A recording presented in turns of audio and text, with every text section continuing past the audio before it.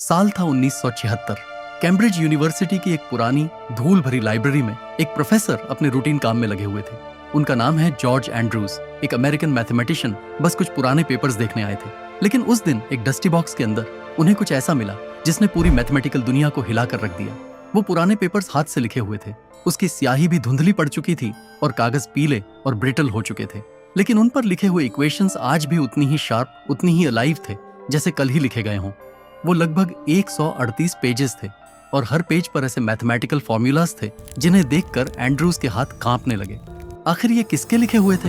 एक ऐसा इंसान जो फॉर्मली कभी किसी बड़े मैथमेटिकल इंस्टीट्यूट में नहीं पढ़ा, न ही उसके पास कोई पीएचडी डिग्री थी, जिसने बिना किसी को बताए, बिना किसी प्रूफ के ऐसे मैथमेटिकल रिजल्ट्स लिख दिए जिन्हें आज दुनिया के सबसे बड़े मैथमेटिशियंस मिलकर भी पूरी तरह नहीं समझ पाए। उस इंसान का नाम था श्रीनिवास रामानुजन और वो 138 पेजेस कहलाते हैं, रामानुजन्स लॉस्ट नोटबुक। लेकिन रुकिए, रामानुजन की मौत तो 1920 में हो गई थी, तो ये नोट्स 1976 तक कहाँ थी? और सबसे जरूरी सवाल, रामानुजन को ये सब कहाँ से पता था?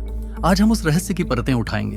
एक ऐसे इंसान की कहानी जो 32 साल की उम्र में इस दुनिया से चला गया, लेकिन जाने से पहले मैथमेटिक्स में कुछ ऐसे बीज बो गया जो आज 21वीं सदी में हर जगह उगते नजर आ रहे हैं। रामानुजन मैथमेटिक्स में इतने डूब गए कि बाकी सब्जेक्ट्स में फेल होने लगे।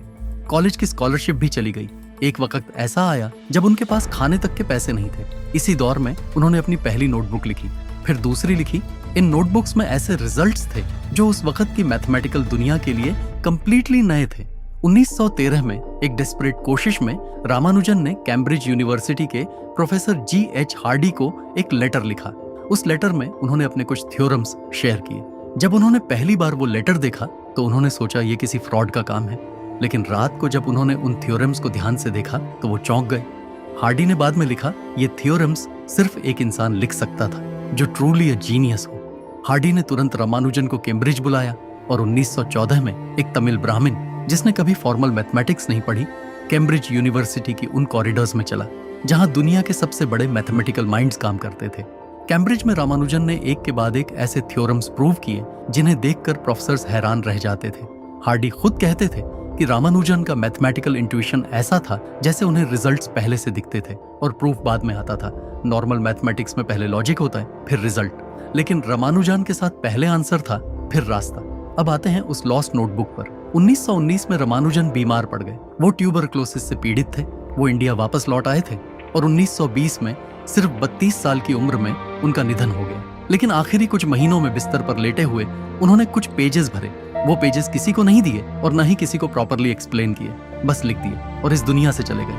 उन पेजेस में थे 600 से ज्यादा मैथमेटिकल फॉर्मूलाज और इक्वेशंस, जिनमें से ज्यादातर का कोई प्रूफ नहीं था, कोई एक्सप्लेनेशन नहीं थी, बस रिजल्ट्स जैसे किसी ने किसी दूसरी दुनिया का नॉलेज इस कागज पर उतार दिया हो। रामानुजन की मौत के बाद उसकी पत्नी ने ये पेपर्स यूनिवर्सिटी ऑफ मद्रास में दे दिए और इसके बाद अगस्त 1930 में वहां के रजिस्ट्रार ने यह नोटबुक G.H. हार्डी को कैम्ब्रिज यूनिवर्सिटी में भेज दिए। उसके बाद हार्डी ने यह नोटबुक 1935 में G.N. वॉटसन को दे दिए।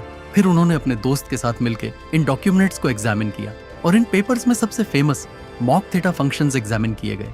फिर 1965 में वॉटसन की मृत्यु हो गई और यह नोट्स उनके सामान के साथ ही लाइब्रेरी पहुंच गए। और फिर 10 साल बाद जब इन्हीं पेजेस को 1976 में जॉर्ज एंड्रूज ने कैम्ब्रिज की ट्रिनिटी कॉलेज लाइब्रेरी के एक बॉक्स में ढूंढा तो उन्हें नाम दिया गया रामानुजन्स लॉस्ट नोटबुक। और तब से लेकर आज तक मैथमेटिशियंस इन पेजेस को डिकोड करने में लगे हैं। कुछ फॉर्मूला समझ आए, कुछ प्रूफ हुए, लेकिन कई ऐसे हैं जो आज भी एक ओपन मिस्ट्री हैं। लॉस्ट नोटबुक के उन 138 पेजेस को जब जॉर्ज एंड्रूज ने पहली बार पूरी तरह पढ़ा तो उन्होंने कहा कि ये पढ़ना ऐसा था जैसे कोई एक ऐसी भाषा पढ़ रहा हो जो जानी पहचानी तो लगती है, लेकिन उसका हर शब्द किसी और ही डायमेंशन से आया हो। रामानुजन ने इन पेजेस में कई ऐसे मैथमेटिकल कॉन्सेप्ट्स छोड़े थे जो उनके समय से दशकों आगे थे। आज हम उनमें से पावरफुल और मिस्टीरियस कॉन्सेप्ट्स को समझेंगे। पहला, पार्टीशन थ्योरी। एक सिंपल सवाल से शुरू करते हैं। अगर मैं आपसे पूछूं संख्या 4 को आप कितने तरीकों से छोटे छोटे हिस्सों में बांट सकते हैं, तो जवाब होगा 5 तरीके। 4 खुद, फिर 3 + 1, फिर 2 + 2, फिर 2 + 1 + 1 और फिर 1 + 1 + 1 + 1। इसे मैथमेटिक्स में पार्टीशन कहते हैं। अब सवाल यह है, अगर संख्या बड़ी होती जाए तो उसके पार्टीशंस की संख्या कितनी तेजी से बढ़ती है? रामानुजन ने हार्डी के साथ मिलकर एक ऐसा फॉर्मूला डेवलप किया, हार्डी रामानुजन एसिम्प्टोटिक फॉर्मूला, जो किसी भी बड़ी संख्या के पार्टीशंस की एग्जैक्ट अप्रॉक्सीमेट वैल्यू बता सकता था। ये फॉर्मूला इतना एक्यूरेट था कि मैथमेटिशियंस आज भी इसे देखकर हैरान होते हैं। दूसरा, मॉक थीटा फंक्शंस। ये लॉस्ट नोटबुक का सबसे मिस्टीरियस हिस्सा है। मैथमेटिक्स में थीटा फंक्शंस बहुत पुरानी और वेल अंडरस्टूड चीज है। ये फंक्शंस फिजिक्स में, इंजीनियरिंग में हर जगह यूज होते हैं। लेकिन रामानुजन ने अपने आखिरी दिनों में मौत की दहलीज पर खड़े होकर कुछ ऐसे फंक्शंस लिखे जो थीटा फंक्शंस जैसे दिखते थे, उनकी तरह बिहेव करते थे, लेकिन थे नहीं। उन्होंने इन्हें नाम दिया मॉक थीटा फंक्शंस। मॉक यानी नकली, लेकिन ये नकली नहीं थे, ये कुछ और ही थे। एक ऐसी मैथमेटिकल रियलिटी जो एग्जिस्टिंग फ्रेमवर्क में फिट नहीं होती थी।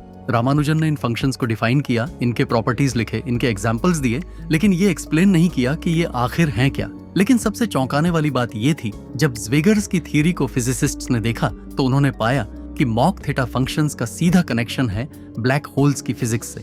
जी हाँ, एक डाइंग मैथमेटिशियन ने 1920 में कुछ ऐसे फंक्शंस लिखे जो 80 साल बाद ब्लैक होल्स को समझने में काम आए। ये कोइंसिडेंस नहीं है, कुछ ऐसा जिसे हम अभी पूरी तरह समझ नहीं पाए। रामानुजन खुद बार बार यही कहते थे कि उनके फॉर्मूलास उन्हें सपनों में मिलते थे। रामानुजन का कहना था कि रात को सोते वक्त देवी नामगिरी उनके सपने में आती थीं और उनकी टंग पर डायरेक्टली इक्वेशंस लिख देती थीं। सुबह उठकर रामानुजन वो इक्वेशंस अपनी नोटबुक में लिख लेते थे।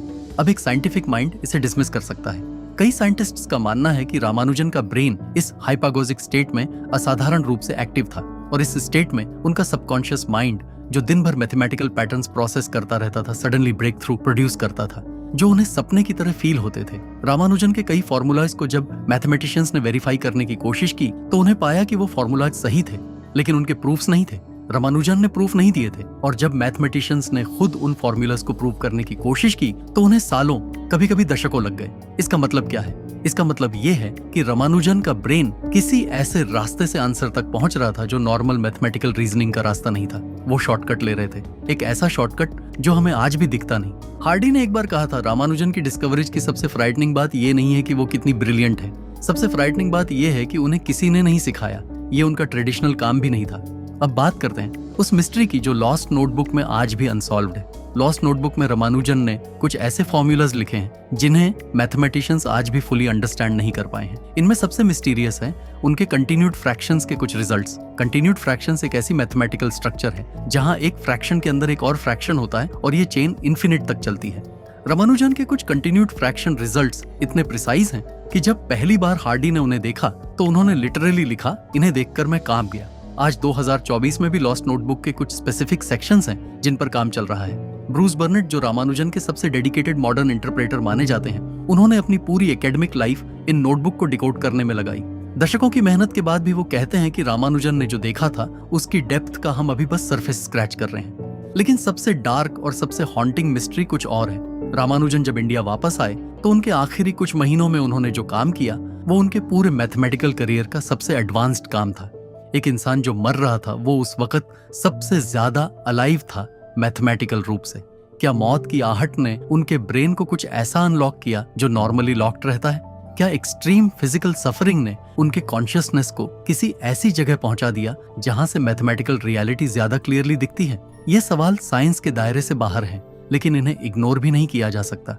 और एक आखिरी चीज जो शायद सबसे ज्यादा अनसेटलिंग है, रामानुजन की 3 नोटबुक्स थीं जो उनके जीवन काल में नोन थीं। लॉस्ट नोटबुक चौथी थी जो 56 साल तक गुम रही। लेकिन कुछ मैथमेटिशियंस का मानना है कि शायद एक 5वीं नोटबुक भी थी जो आज तक नहीं मिली। अगर वो नोटबुक एग्जिस्ट करती है और अगर उसमें वो है जो रामानुजन के पैटर्न के हिसाब से होना चाहिए, तो शायद उसमें ऐसे आंसर्स हैं जो हमारी पूरी अंडरस्टैंडिंग ऑफ मैथमेटिक्स और फिजिक्स को बदल दें। वो नोटबुक कहाँ है कोई नहीं जानता।